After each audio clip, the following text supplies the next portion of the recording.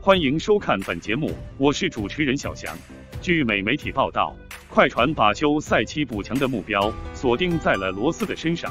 凯尔特人名素帕金斯曾经爆料，快船可能会在休赛期拆掉小卡和保罗·乔治的组合，而目前看来，快船并不打算这么做。深深怀疑帕金斯的消息来源啊，其实不难理解。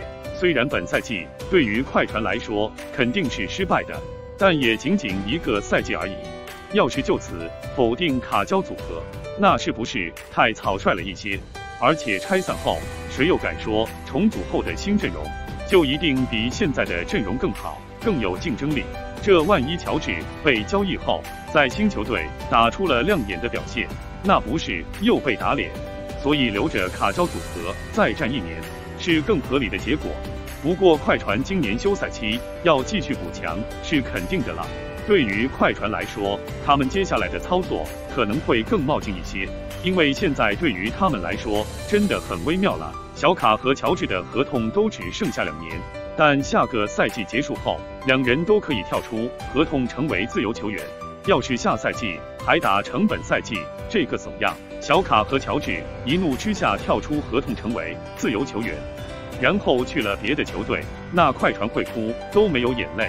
要知道，快船为了组建现在这个阵容，未来之星亚历山大送给了雷霆队，未来7年的首轮签也不在手上了，4个送了出去，3个互换权送了出去。要快船到时真变成那样，雷霆要笑晕。所以下个赛季，快船无论如何都要把总冠军拿到手。但下赛季竞争会更激烈啊！勇士、篮网等队都回来了。湖人还会继续补强，独行侠又成长了，快船也只能尽人事听天命了。过去的这个赛季，很多人认为快船失败的一个原因是他们格局太小了，只盯着湖人，而没有正视自己的短板。快船缺一个组织者，就连球盲如我都看得出，但他们宁愿送出哈克里斯加首轮签去抢小莫里斯，都不去补强一个组织者。而小莫里斯恰好是他们最不缺的球员。快船已经有小卡和乔治了，锋线还会缺人吗？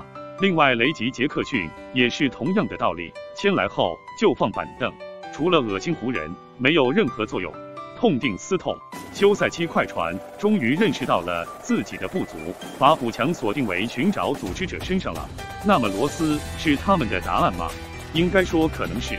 罗斯大家都太熟悉不过了，最年轻的 MVP 获得者，如果不是伤病，罗斯理应有更高的高度。很多球迷坚持认为罗斯从来没有到达过他的巅峰。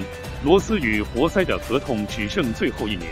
在前段时间，罗斯在接受采访时放话，说自己是时候去追求一个总冠军了。而据美媒体的报道，罗斯已经退出了活塞在底特律的集训。可以认为，罗斯已经做出了决定，下赛季他将加盟一支争冠球队。